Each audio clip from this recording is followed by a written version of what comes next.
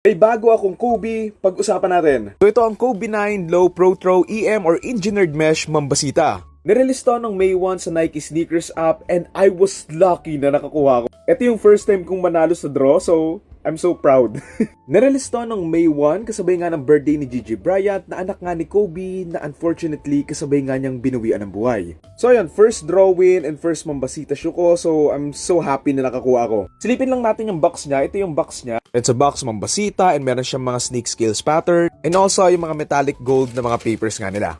So ito yung itsura ng sapatos and meron na rin siyang kasamang extra lace. I think ito pure black na siya kasi itong lace niya meron siyang mga metallic gold na lines. Sa left shoe meron siyang nakakabit na ganito na ito nga yung Mambasita number 2 which is in jersey number nga ni Gigi Bryant.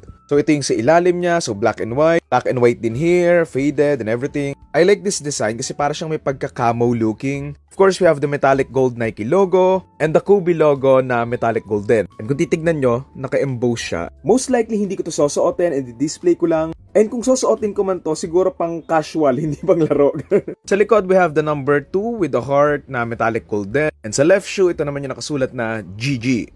So ayan, I love this shoe and alam kong pang basketball to, but for me hindi na ako masyado naglalaro ng basketball. I think yung design niya and itsura niya, pwede siyang gamitin for like, you know, pang everyday lang, pag pupunta ka sa mall, something like that. At the end of the day, basketball shoe man to or hindi, sariling sapatos mo naman yan, sariling pera mo binili yan, so pwede mong gamitin sa kahit anong gusto mo, pwede mo itong panlakad, pang barubal, pang hiking.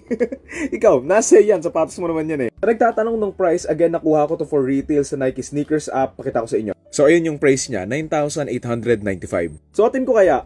Sige na nga, hanap ako medyas, wait lang. So ayun yung itsura niya on feet. Hindi ko na siya tinali kasi wala lang. Okay siya tignan and actually hindi ko to size and mas malaki siya ng half. So medyo okay din pala kasi snug fit naman tong Kobe's. Sige, try natin i-apak. Uy, Kobe's.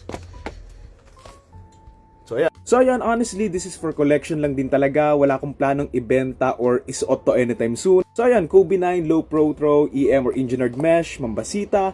And ganda. Yun lang. Sana makabili pa ako ng Kobe. Yun lang. Thank you. So ayan, naka-display na siya and nasa taas siya ng Kobe Halo. So ito rin, may iiwan din pala ako dito. Di ko na nasusuot. So yun lang. I think Rose of Kai, kay Derrick Rose. And ito New Balance. I'm not sure kung anong New Balance sila. Kalimutan. Pero gift yan ng partner ko. Yun lang. Thank you.